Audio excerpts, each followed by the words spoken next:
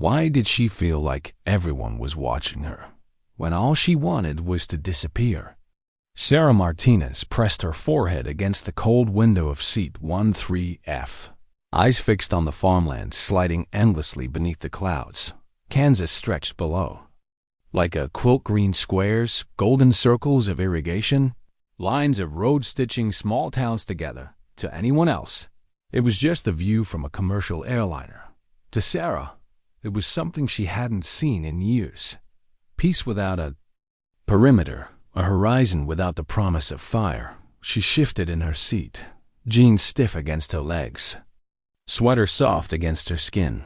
Civilian clothes, they felt foreign, like a disguise that didn't quite fit. She wasn't Colonel Martinez here, not Phoenix, not the call sign whispered in ready rooms from Kandahar to Kadena. She was just Sarah, a passenger heading home, trying to remember what it meant to be ordinary. The habit was impossible to break. Her back was straight, feet flat, hands placed neatly on the armrests, as if posture could keep her guard intact, even in repose. She scanned the cabin without meaning to. Emergency exits, luggage unsecured. A twitch in the engine she could feel more than hear. Old instincts didn't die. They waited, coiled in the marrow. General Hayes had all but ordered her onto this flight. "If I see you before May 1st, the woman had said with a wry smile, "I'll have the MPs drag you to a beach. You've given me 2 years straight. Enough." Sarah had saluted, had tried to argue, had finally surrendered. Now here she was. Seat 13F, a name on a boarding pass, a daughter going home to her mother. In Virginia, no ribbons, no medals, no formation waiting for her, just an aging parent. A kitchen that smelled like coffee, and silence that didn't have to be filled with orders or reports, or at least. That was what she told herself. The flight attendant noticed. They always did. Her name tag said Jennifer. Brown eyes, streaks of gray at the temples, a smile built from years of steady calm. She lingered a moment after topping Sarah's coffee, watching the way Sarah's eyes flicked toward the emergency exits. How her carry-on had been squared away with precision, corners aligned as if inspected. Military? Jennifer asked, softly. Sarah froze. She hadn't wanted the question. Her fingers tightened around the paper cup. She wanted to be invisible, just another traveler among the 127 souls on board. But invisibility never lasted. Air. Force, she admitted, almost whispering. Jennifer's smile warmed with recognition. "My husband was Navy 22 years. 3 deployments, I can always tell. It's in the way you carry yourselves." The words hit like a mixture of comfort and exposure. Sarah nodded, offered the practice smile she used when civilians said, "Thank you for your service," and turned back to the window. But already, she could feel the old tension stirring. They saw something in her. They always did, around her. The small dramas. A flight played out. The businessman in 13D hammering at his laptop, muttering about market projections. The young mother across the aisle, struggling with 2 toddlers who seemed determined to explore every button and latch. A weary father slumped beside them, his military ID slipping from his wallet. Students laughing, sharing earbuds, their voices filled with the belief that the world was safe and simple. They had no idea who sat among them. No idea that the woman with tired eyes had once guided a crippled F-16 through enemy fire, earning the call sign Phoenix after dragging it home on nothing but instinct and stubborn refusal to die. No idea that her name was printed on a recruitment poster in the Pentagon, her legend already myth in places she hadn't set foot in years. And that was exactly how she wanted it. She closed her eyes, tried to remember when life had last been normal, when she'd last heard laughter that wasn't dark and desperate, when the only thing at stake was whether a connection would be delayed, not whether lives would be lost. For a moment, the drone of the engines became almost soothing. She let herself breathe. She let her shoulders drop. But then something, a shiver through the bones of the aircraft. Subtle, almost imperceptible, Most would miss it. Sarah didn't. Her eyes snapped open. She checked her watch. 3:47 p.m.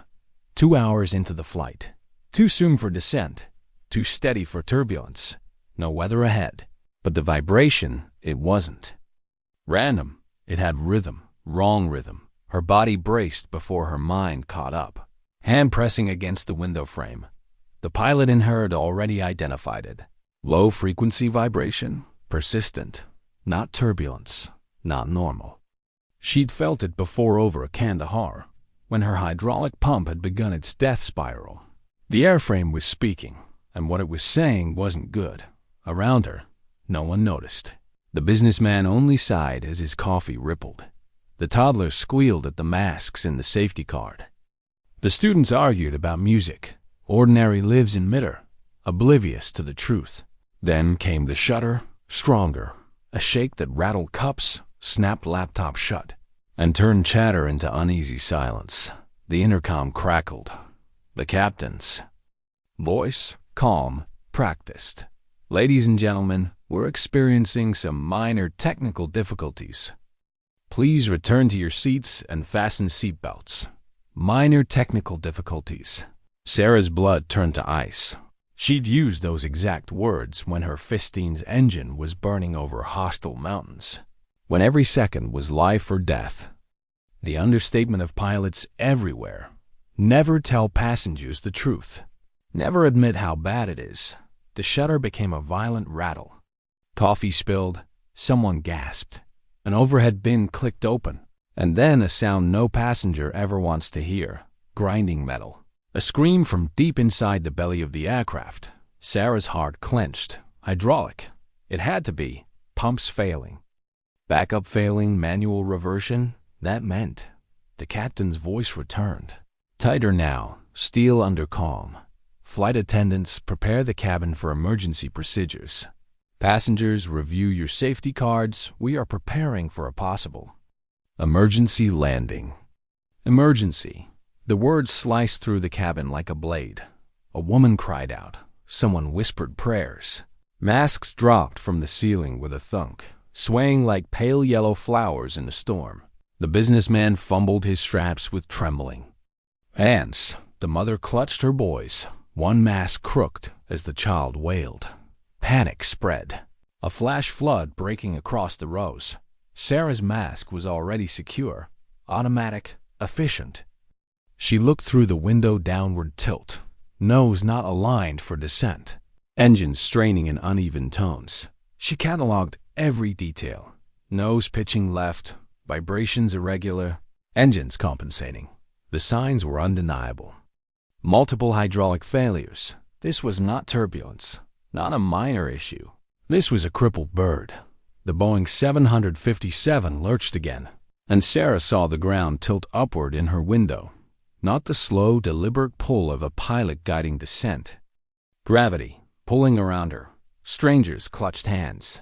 Someone screamed, shrill and endless. The cabin became a theater of panic business cards. Cell phones, snacks tumbling to the floor as the jet bucked. But Sarah's mind didn't panic. It shifted. The cold, calm part of her brain that had saved her over and over switched on.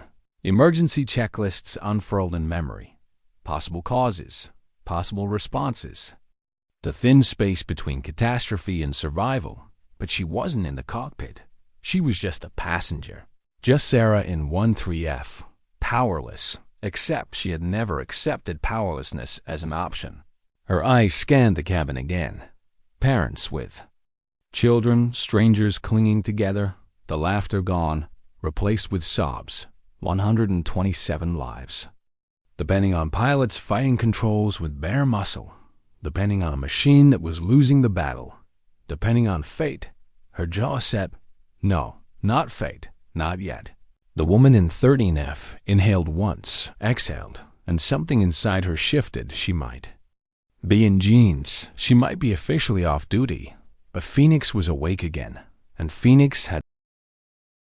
Why did her voice cut through the chaos when no one else's could?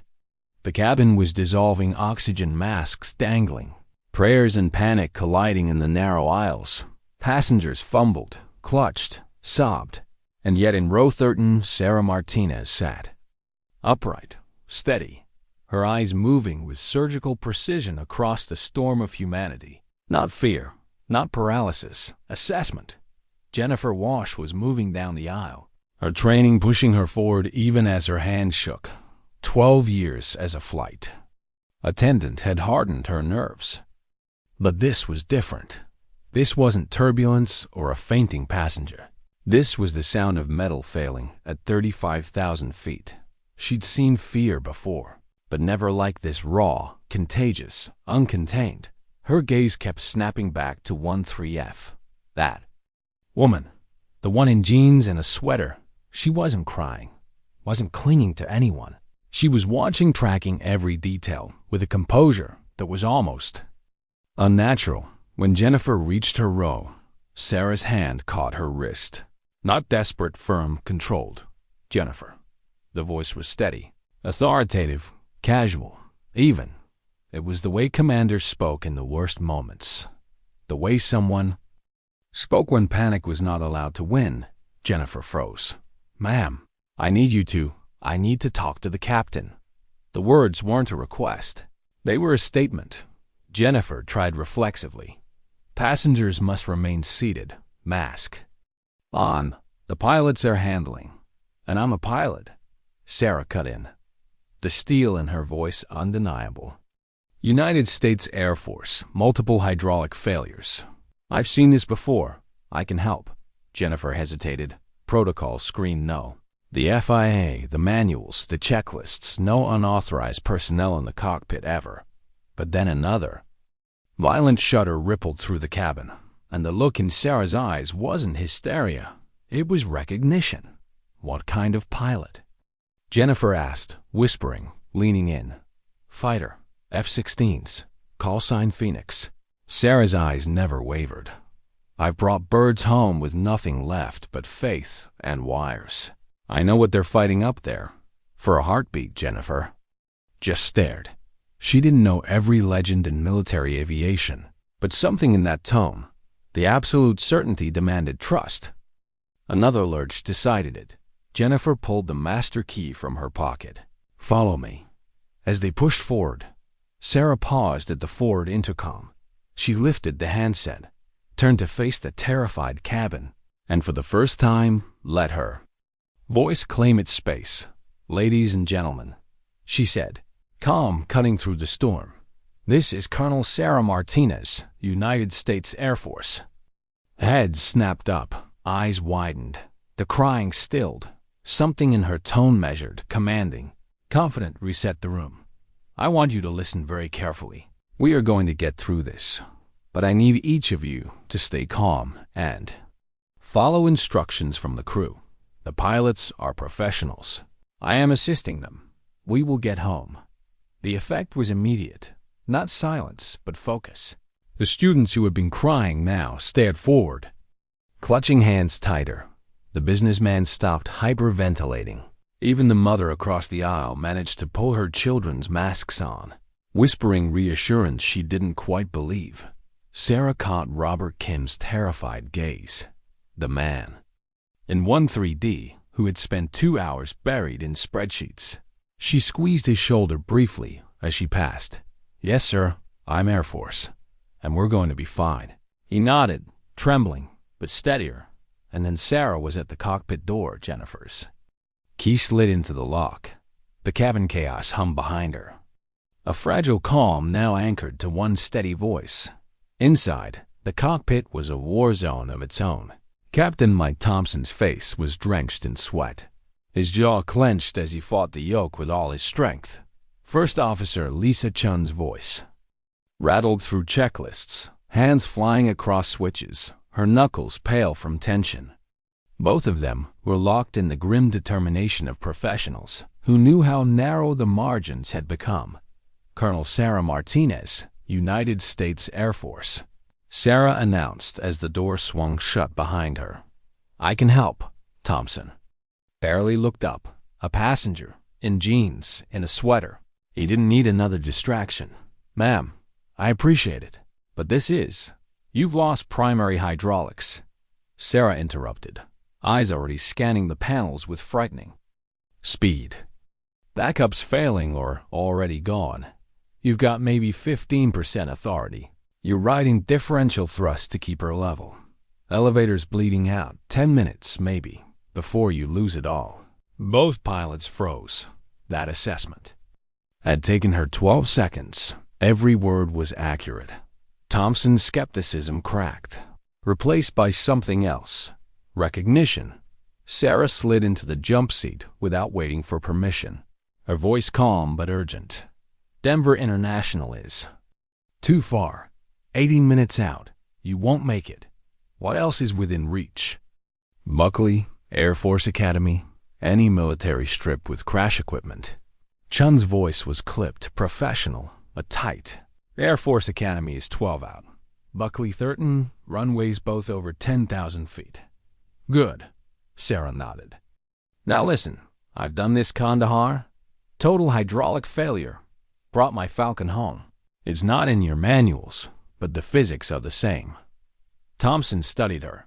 He saw it in her eyes, the look of someone who had sat in this seat before, who had felt the sick helplessness of a machine unraveling beneath her.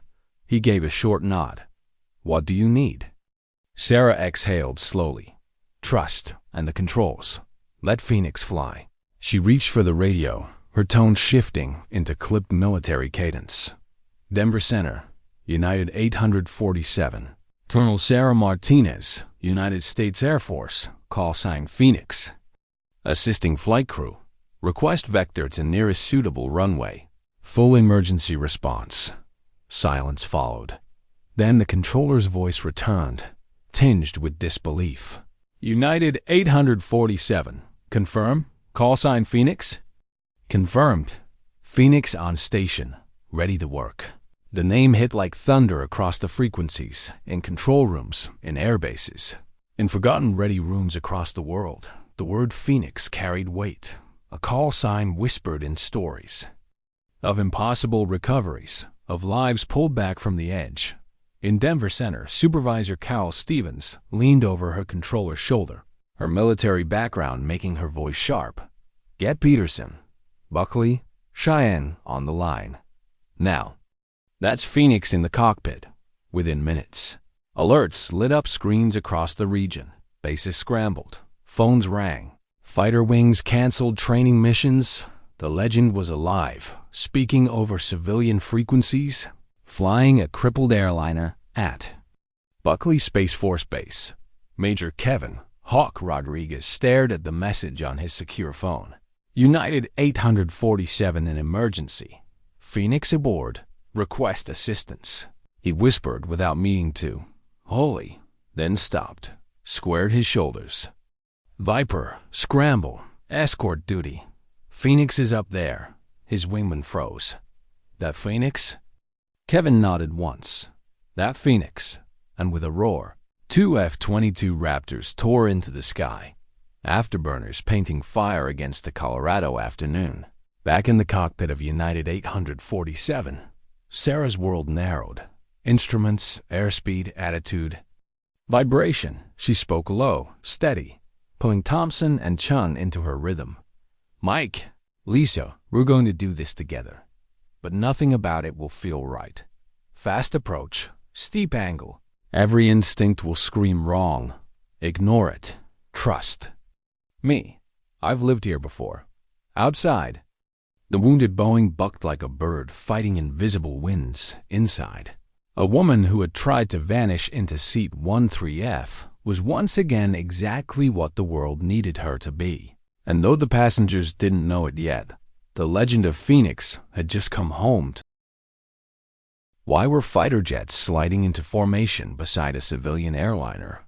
From the ground, it must have looked surreal to sleek F-22 Raptors. Gray and lethal, bracketing a lumbering Boeing 757 that rocked and lurched like a wounded bird. But from the cockpit, Sarah Martinez saw them as something else. Guardians, old comrades in a new war, not against enemies with guns, but against physics itself. United 847, Hawk Flight has you in sight. Major Kevin Rodriguez's calm voice came. over the frequency. "Phoenix, it's Hawk. How can we assist?" Sarah closed her eyes for a split second, letting the sound ground her.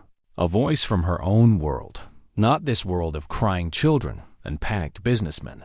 Hawk. She'd never flown with him directly, but she knew his reputation: precise, relentless. The kind of pilot who made the impossible look procedural. "Hawk Flight, Phoenix," she transmitted, her voice carrying the dry steadiness that had become legend. "Good to hear friendly voices. We're looking at Denver International for emergency landing, but this approach isn't in your manuals. I'll need you coordinating magic with approach control. Runway 16R, clear, full crash equipment, and keep everyone else 20 miles out. We're coming in fast, steep, and likely sideways." There was a beat of silence, then Hawk's voice again, tighter this time. "Copy, Phoenix. Already working," behind Sarah. Captain Thompson's breathing came ragged, sweat streaking his forehead. His hands fought the yoke with raw muscle. "The controls heavy, uncooperative, like dragging stone through water." "You're doing fine, Mike," Sarah said, her voice steady. "Keep writing it. Small inputs, nothing abrupt. Lisa, keep calling out airspeed every 10 knots. First officer." Chum nodded, her voice clipped but calm. 245, descending through 31,000. "Good," Sarah replied, scanning instruments, listening to the rhythm of the engines. The shudder of the fuselage. "We're flying on muscle and math now. Keep breathing." But outside, the drama was spreading like fire through dry grass at Denver Center. Controllers were calling every nearby airfield. Civilian traffic diverted, military bases primed, emergency vehicles flooding toward Denver International's longest runway. The name Phoenix was whispered through every frequency, through every staff meeting interrupted by the alert. At Peterson Space Force Base, Colonel Marcus Webb, Sarah's old commander, leaned over a secure line, his voice taut. "That's Martinez up there. If she says she can do it, she will. Get every emergency asset moving." At the Air Force Academy in Colorado Springs, cadets abandoned lectures, clustering around radios in squadron day rooms. Their instructors let them, because they too wanted to hear. A living legend was fighting for 127 lives in real time. At Ramstein in Germany, at Osan in Korea, at Shaw in South Carolina, pilots still in flight suits gathered in ready rooms, straining to catch every update. The world of military aviation had turned its eyes on one civilian flight, and every ear was waiting for the voice of Phoenix back inside the Boeing. The passengers were beginning to understand. Maria Santos, the mother of twins, had been listening to fragments of air traffic control through the armrest channel. She began whispering to others. "She's not just a pilot, she's famous." They said her name, Phoenix. A college student behind her chimed in, voice trembling with awe. "My brother's in the Air Force. He talks about Phoenix all the time. Says she's like a legend." The rumor moved through the cabin like oxygen. The frightened businessman Robert Kim told an elderly couple. Flight attendant Jennifer confirmed it with quiet reverence. Soon, whispers filled every row. "Phoenix is flying our plane." And with that knowledge, fear began to shift. Not vanish, but transform into something else, hope. Sarah didn't know it yet. She couldn't hear the ripple of recognition moving through the passengers. She couldn't see the flood of social media posts from veterans across the country. Hashtags beginning to trend. Stories from men and women she had saved or trained. She once brought an F-16 home with no hydraulics.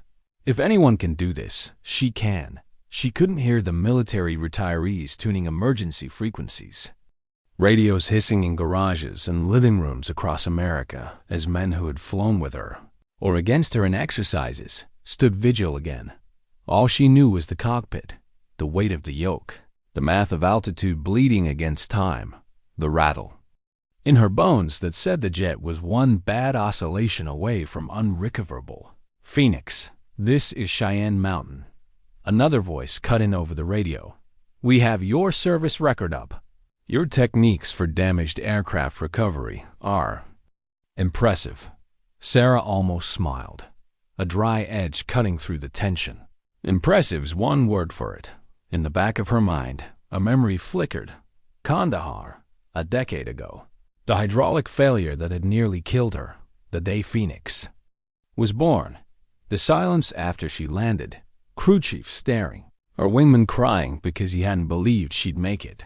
She had, and now, once again, the odds looked the same.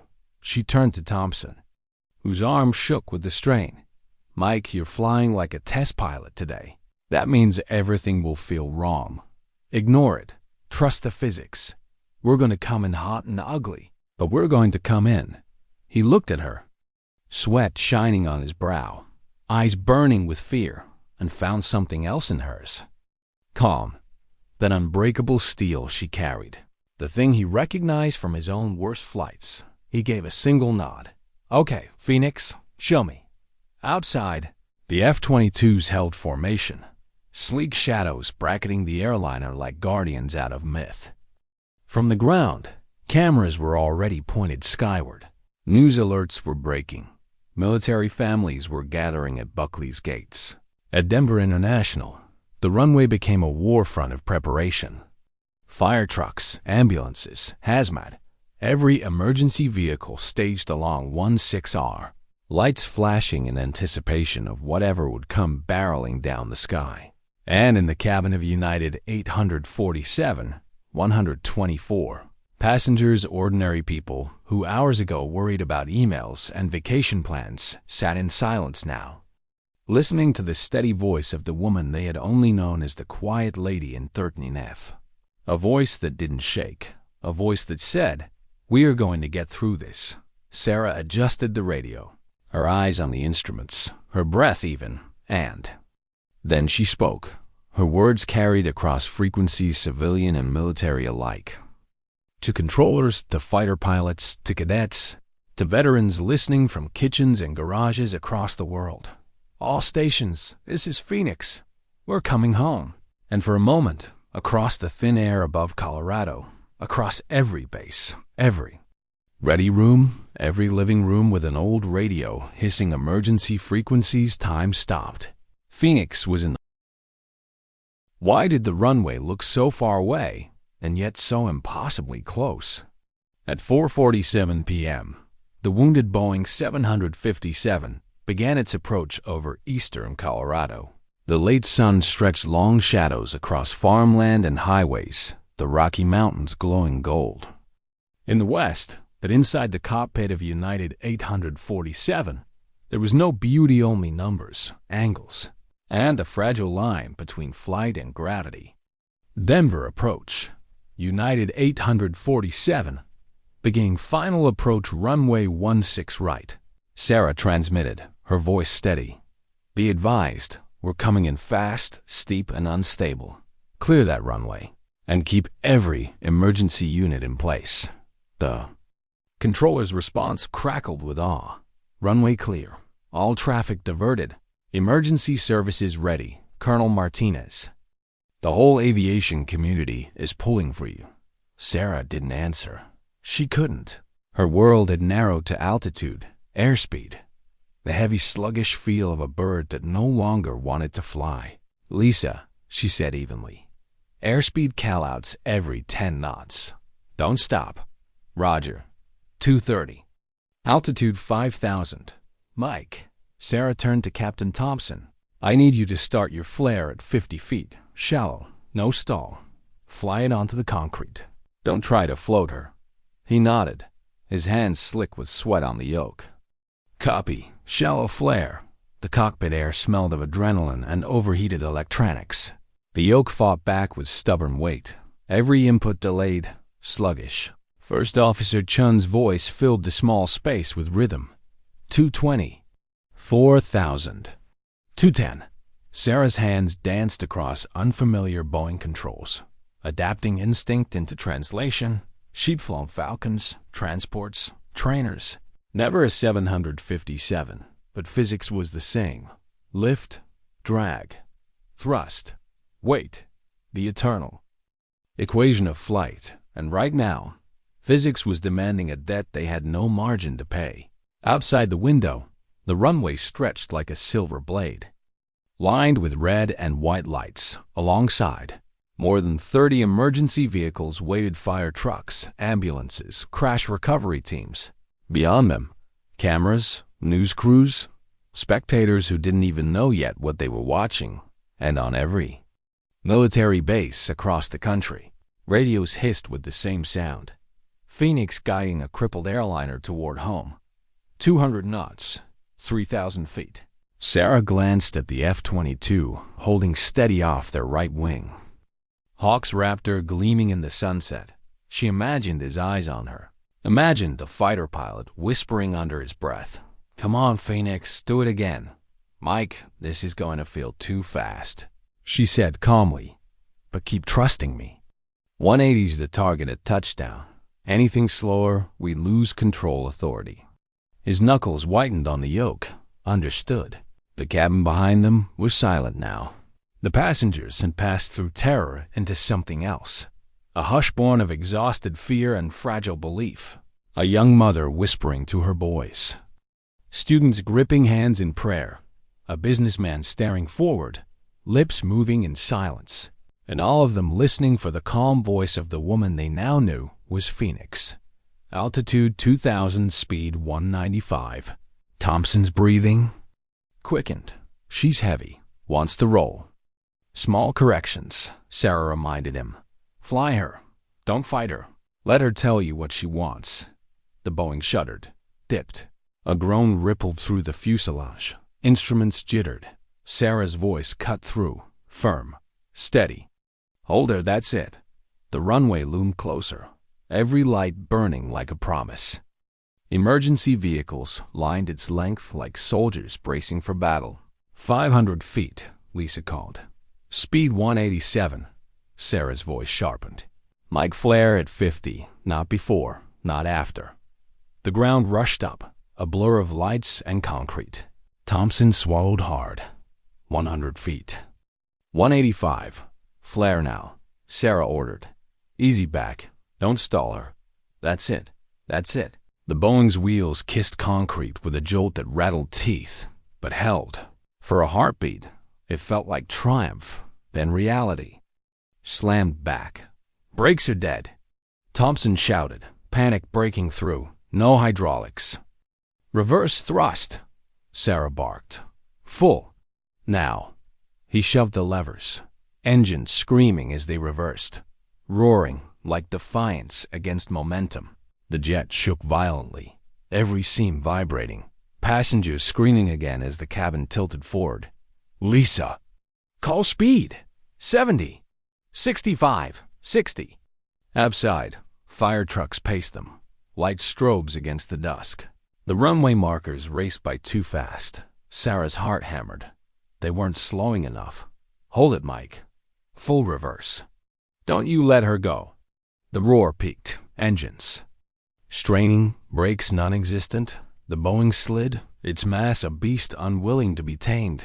50, 45. And then silence, momentum bled away. The jet groaned, wheels screeching, and finally stopped, 800 yards from the end of the runway. For a moment, no one moved. The cockpit was filled only with the sound of ragged breathing. Then Captain Thompson's voice cracked into the intercom, hoarse, trembling. Ladies and gentlemen, welcome to Denver International. The cabin erupted, screams, sobs, applause, prayers. Passengers clung to each other, strangers united by the miracle of being alive. But Sarah didn't celebrate. She sat back in the jump seat, chest heaving.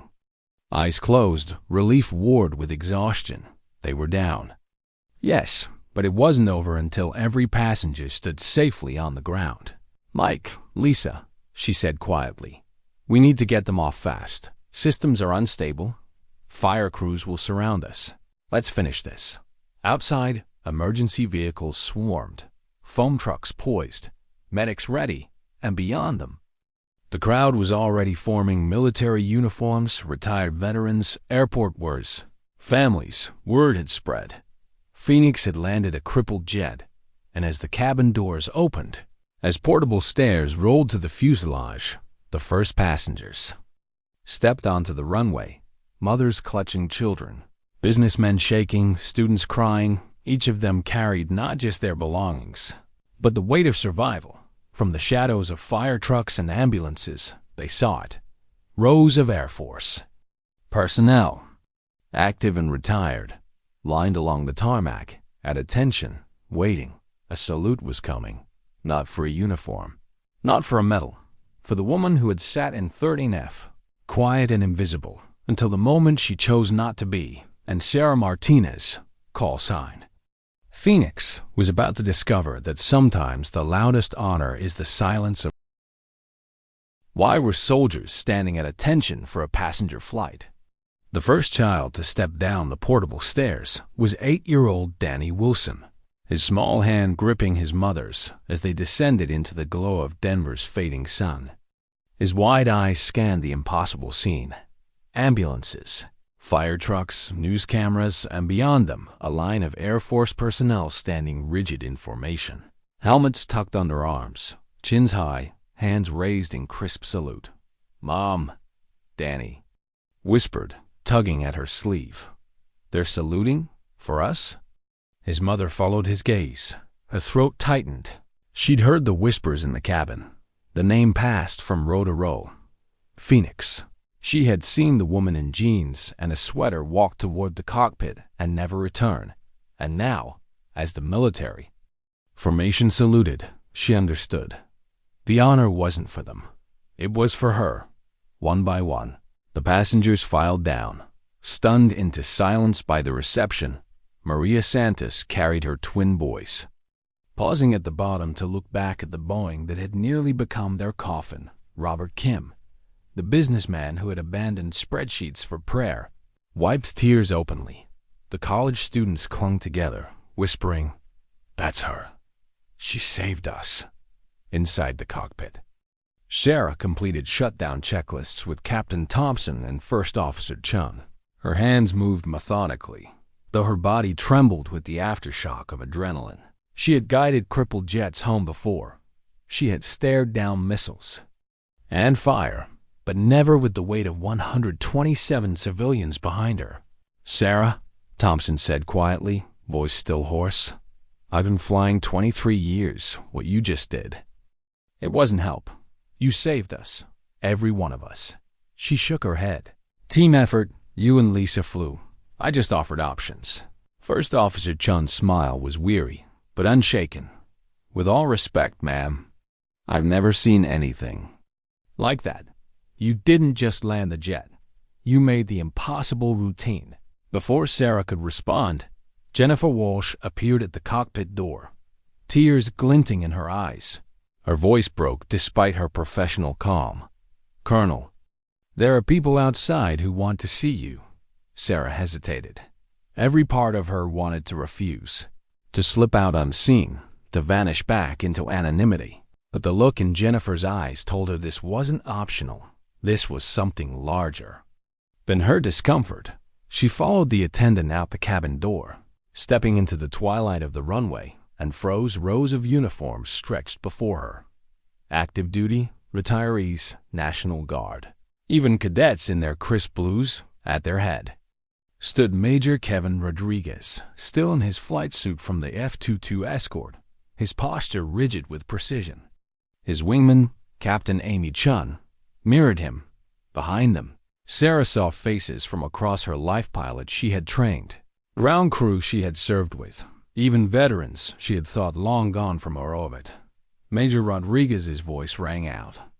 Across the tarmac, steady and formal, Colonel Martinez, on behalf of the United States Air Force and the aviation community, "We request permission to render honors." For a moment, Sarah couldn't breathe. This wasn't protocol. This wasn't in any manual.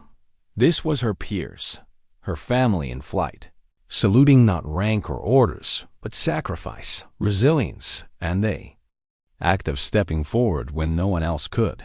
Her voice, when it came, trembled, but only slightly. "Permission granted," Rodriguez snapped to attention. His salute cut sharp against the setting sun. Amy Chun followed. Then, Like a wave, every uniformed figure on the tarmac rose into perfect unison. A forest of salutes held steady in silence. The cameras clicked, news crews capturing the image that would circle the globe.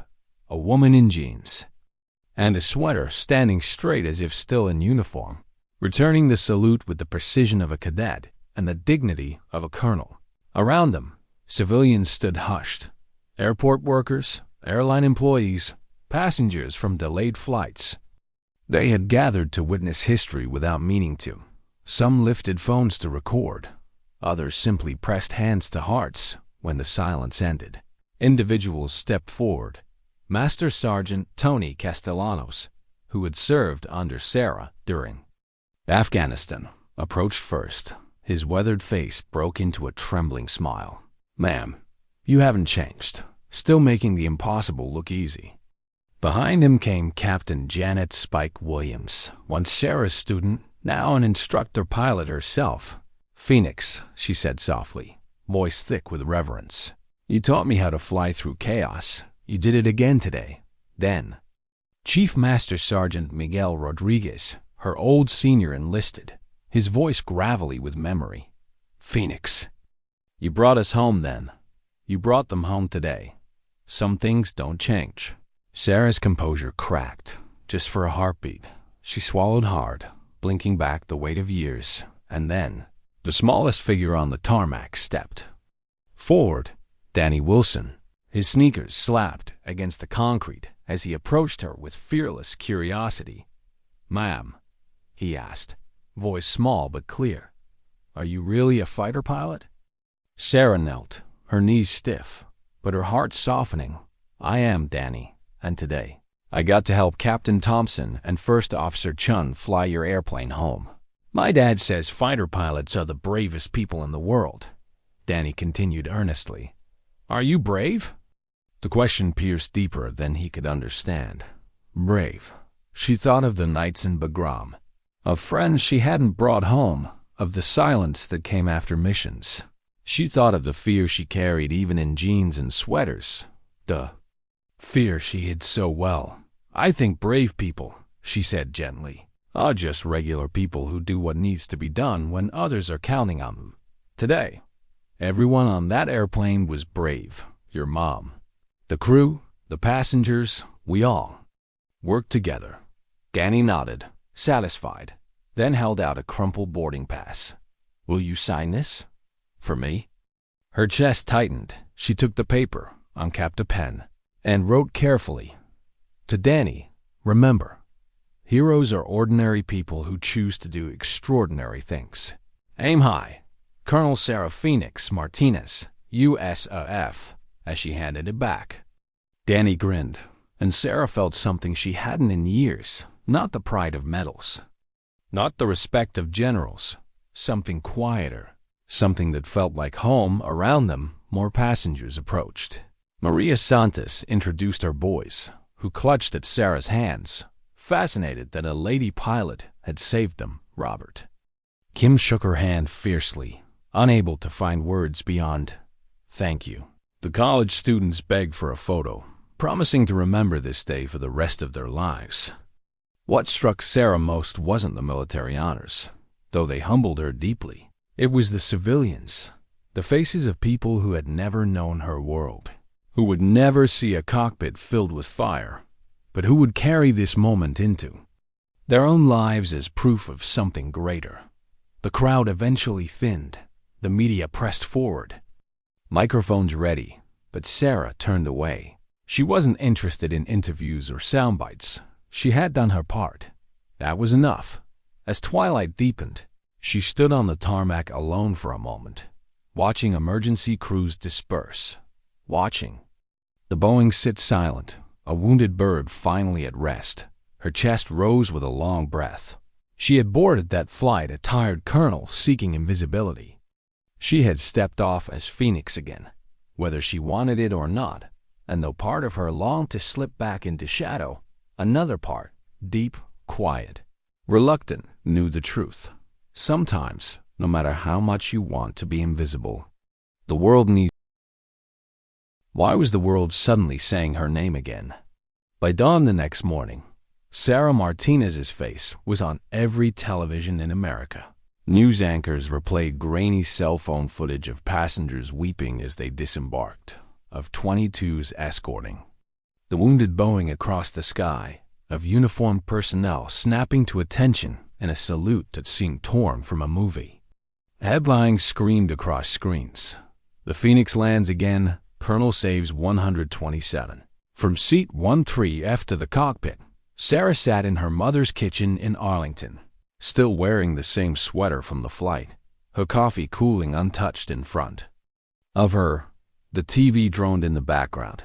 Every channel, every angle. Reporters outside the house. Old comrades calling, strangers emailing. She wanted none of it.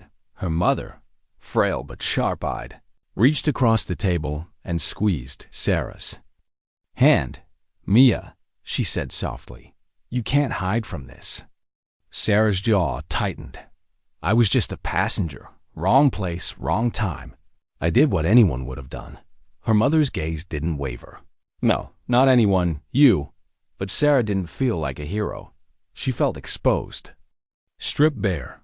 Every effort to be invisible had collapsed in a single afternoon, replaced by the roar of a legend she hadn't asked for. The phone rang again. She ignored it. At the Pentagon, senior officials were briefing. The Secretary of the Air Force, bleary-eyed, held a press conference.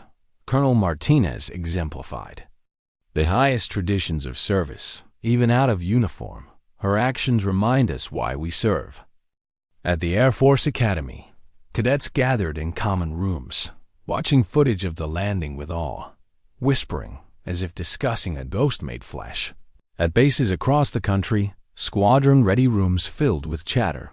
At Edwards, test pilots debated how she managed control authority without hydraulics. At Shaw, 10 crews replayed recordings, analyzing her energy management. At Ramstein, pilots who had once flown with her told stories, voices cracking with pride. But it wasn't just the military. Civilians, too, latched on. Social media trended with hashtag Phoenix847 and hashtag Bring Them Home.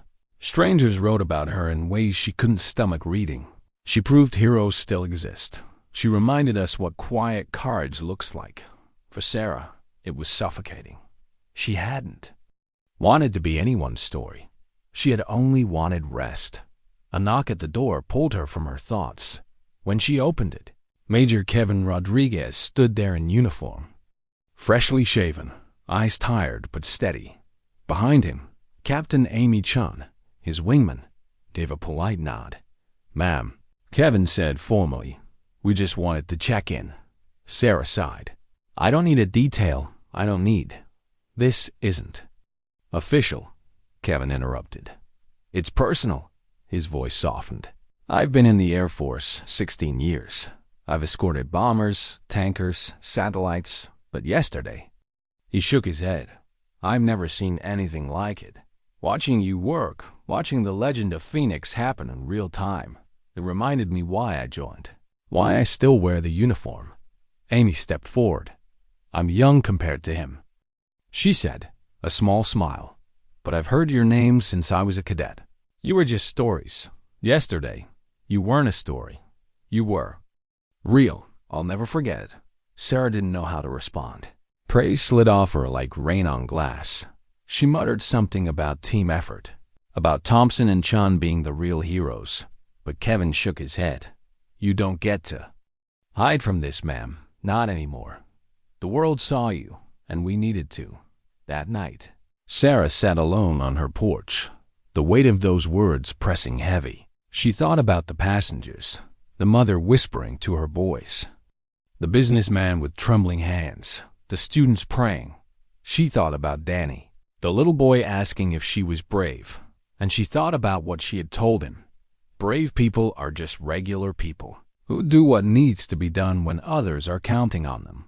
She wondered if she still believed it in Denver. Survivors of Flight 847 were already organizing a reunion. Robert Kim was on local news, voice thick with emotion. "She walked past me, said she was Air Force. I didn't believe it at first. But she didn't just save us. She gave us hope when the plane felt like it was falling out of the sky. Maria Santos told reporters how she had whispered Phoenix's name through the cabin to keep others calm. She made us believe we could live. That's the difference. We didn't just survive. We believed in surviving. The college students flooded social media with photos. We were on her flight. Phoenix saved us. No movie could top this, Sarah. Tried not to read it, but the ripples reached her anyway. She couldn't leave the house without being recognized. Strangers stopped her on sidewalks. Veterans saluted. Kids asked for autographs. At first, she resisted. She retreated further inward, refusing interviews, declining ceremonies. But slowly, quietly, something shifted. Not in the noise of cameras or reporters, but in the small encounters.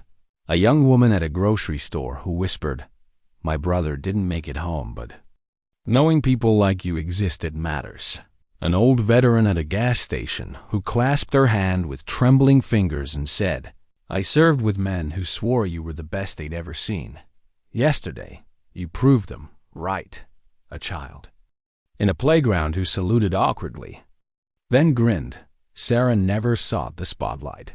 She never wanted it, but in its glow, she began to see reflections, not of glory, but of connection, of lives touched not by the landing itself, but by the idea that someone had stepped forward when it mattered most. Still, the nights were hardest. In the quiet, the memories clawed back. The shudder of the airframe, the grinding of metal, the moment she thought they wouldn't stop in time. And older memories too, the ones she'd locked away, Kandahar, Kabul, names etched in stone. She sat awake, wondering if bravery was just another word for burden. And yet, even in that darkness, she knew this. When the Boeing screamed against the sky, when the cabin dissolved into fear, she hadn't hesitated. She had stepped forward, and because of that, 127 strangers saw another sunrise. That truth didn't need cameras or headlines. It was enough, but the world wasn't finished with Phoenix. Not yet, because 6 months later, she would be standing in front of a new generation of cadets at the Air Force Academy, telling them what she herself was still trying to believe, that service isn't something you put on with a uniform. It's a choice to act, even when no one is watching, and somewhere deep inside, Sarah Martinez, once just a passenger in seat 13F, was beginning to accept that maybe, just maybe, her story. Why was she the one standing at the podium when she had sworn she was done being seen? The amphitheater at the Air Force Academy buzzed with anticipation. Hundreds of cadets sat in crisp uniforms, their youth sharpened by ambition, their eyes full of questions they didn't yet know how to ask. Faculty lined the edges. Guests filled the higher rows. Cameras waited, though they weren't supposed to. The invitation had arrived weeks earlier. Polite but firm. Colonel Martinez, the cadets would be honored if you addressed them at graduation. Sarah had tried to refuse. She wasn't a speaker. She insisted she wasn't a symbol. But the requests had piled up, not from generals or politicians, but from cadets themselves, letters, emails, handwritten notes. "We want to hear from Phoenix." And so, here she was, a woman who had boarded United Flight 847 in jeans and a sweater, only to end up the center of a story she still didn't quite believe. As she walked onto the stage, the cadets rose in unison, a standing ovation before she'd spoken a word. Sarah paused, spine straight, gaze steady, but inside, her chest tightened. She had faced enemy fire with less discomfort than this. When the applause finally ebbed, she stepped to the podium, adjusted the microphone, took a breath.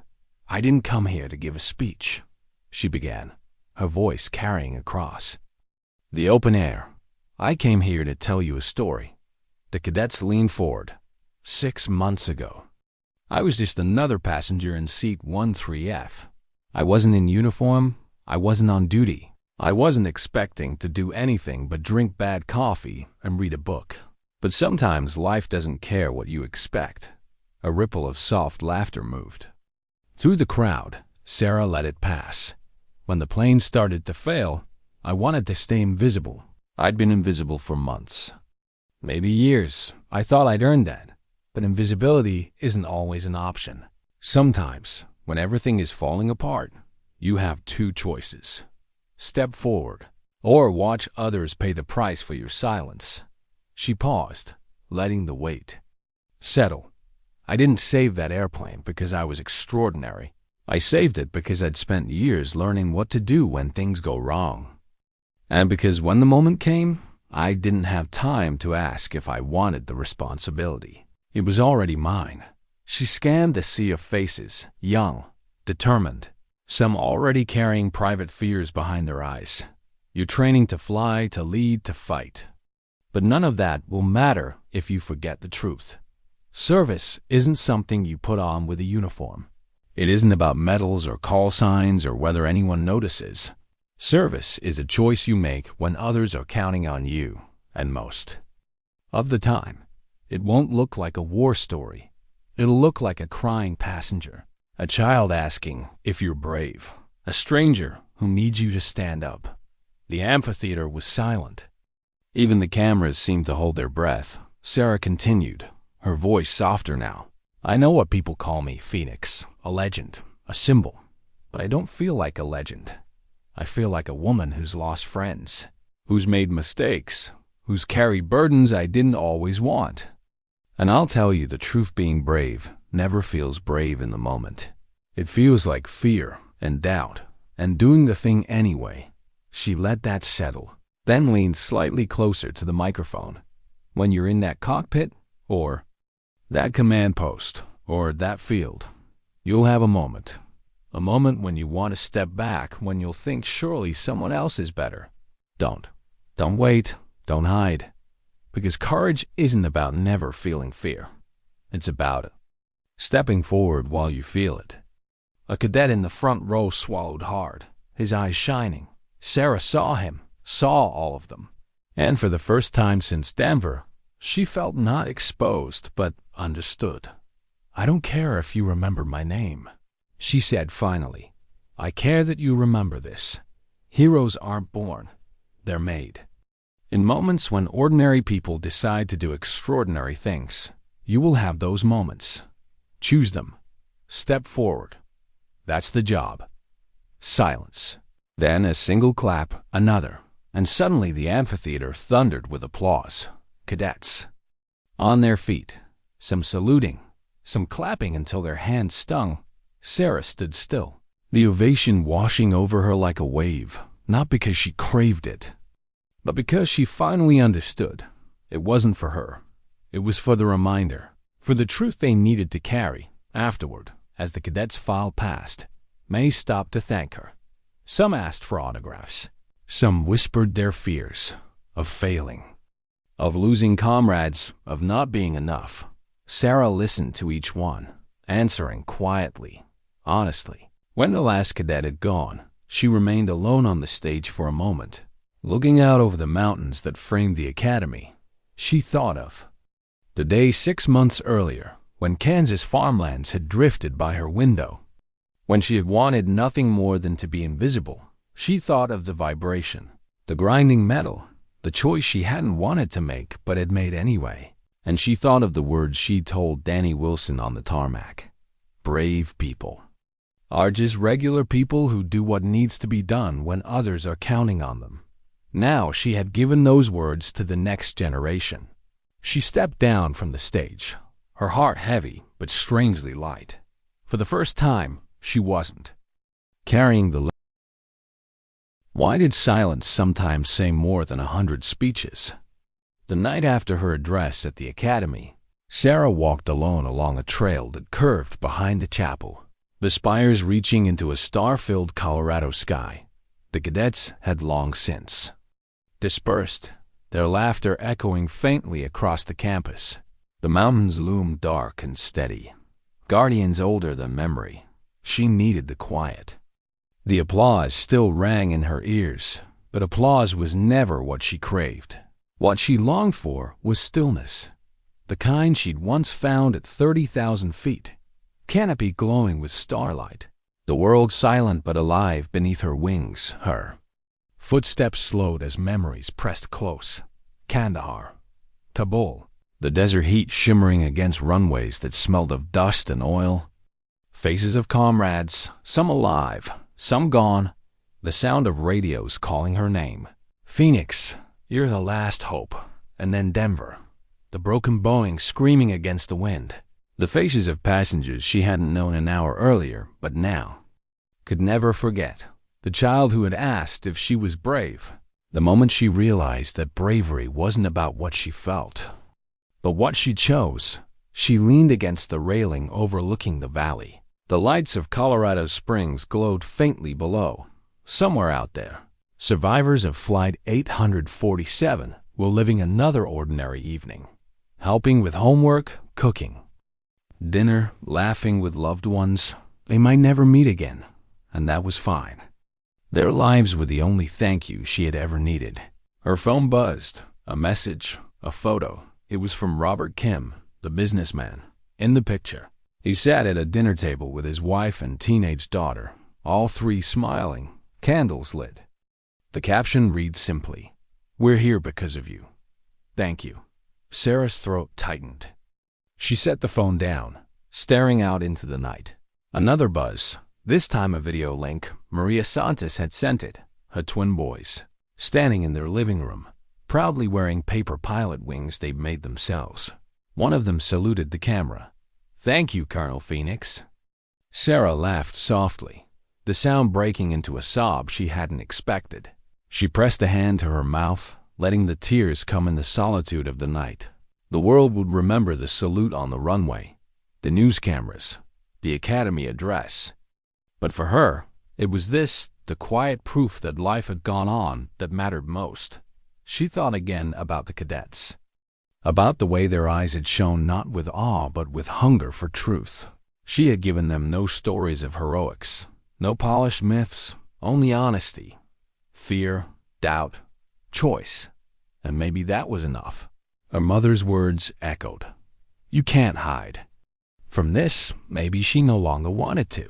Not because she needed recognition, but because others needed the reminder that courage was never about being fearless. It was about acting in spite of fear. The wind moved across the hillside, carrying the faint hum of a bugle from somewhere, distant taps drifting through the night. Sarah closed her eyes, listening. She had heard it too many times in too many places. Each note a goodbye, each pause a reminder. And yet tonight, it didn't feel like an ending. It felt like a promise. She whispered into the dark, not for anyone else to hear. We're still here. That's enough. Her gaze lifted to the stars. Countless and cold, the same stars she had flown beneath in war and peace alike. Somewhere, she knew, another aircraft was carving its path across the night sky, pilots wide-eyed, alert, perhaps whispering her name in reverence or disbelief. She hoped they remembered the truth, that legends didn't keep planes in the air. People did, ordinary. People making extraordinary choices. She breathed deeply, steady, and let the silence wrap around her. The world would go on. The headlines would fade. Another story would take its place. But in the hearts of 127 people, and in the cadets who had listened, and in the veterans who had saluted, and in the child who now believed bravery was real, the story would endure, not as myth, not as glory, but as a reminder. Sometimes dignity doesn't speak. It doesn't announce itself. It doesn't ask for applause. It simply acts. And in that simple act, and the steady voice of a woman who once sat unnoticed in seat 13, F lives were changed forever. Sarah Martinez turned from the railing, shoulders squared, breath steady. She walked back toward the chapel, toward the life that was waiting, not invisible, not a legend, just a woman, still choosing, and that was